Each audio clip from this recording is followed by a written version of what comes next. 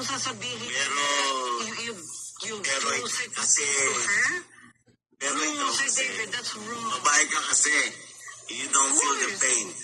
You don't feel the pain. No, I feel the pain as a female na ina-atake niyo sila na gano'n, na you do something. Well, have you feel the pain what they have done to my daughter and my wife? I'm sorry that happened, but do you have to Okay, respect so the same? do you think you only believe what they said? And now here you're trying not to believe on me? Come on. Miss Lubella, I respect you, but please be in the middle of to understand where I am coming from and what I have to say. And I have rights in any perception that I am to the matter of the words that I said in every phrase. It is my responsibility. I don't involve you. I don't involve no one. And I thank you for your concern, but I'm telling you, into any legal action what I went to the class of 101 law, bring it on.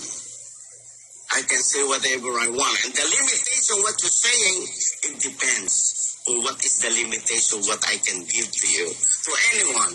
I'm not against you, but I'm trying to defend what I have to defend is for myself, not from anyone, not you, not somebody else. It is me, David Ilagan, and if you still cannot figure it out, the pain that I got from these motherfucker people, so be it. Right? Can I say something? Yes, you already did. No, Sir David, please try to Yes. listen. I understand.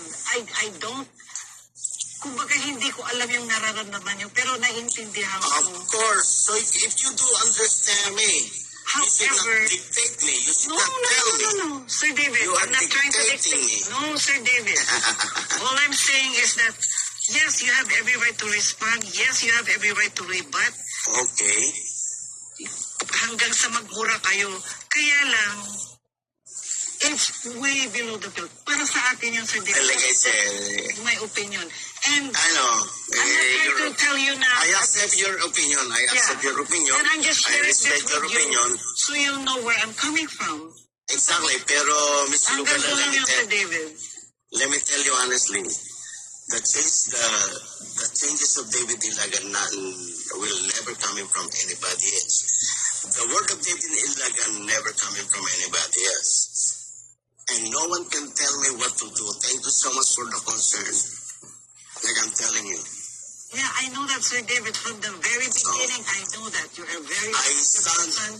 You I are stand what I am, Yeah. and if they don't like me, I'm a convicted criminal, ex-convict, so be it. I did not use that as to protect as the shield of my life.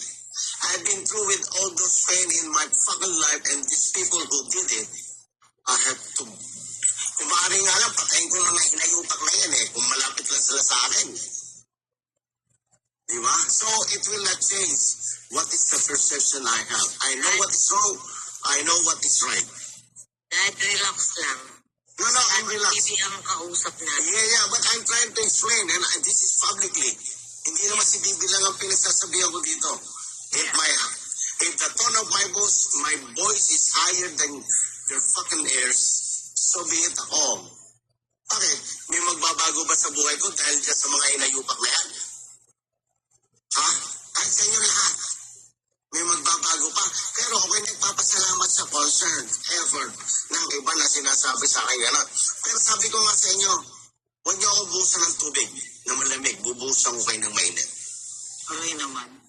Ganun ako. Ako pa.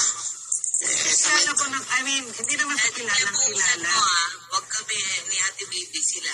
I know. Hindi ko inaaway dito si Bibi. I'm trying to explain. I hope you guys figured that out. Yeah. Like I'm telling you guys,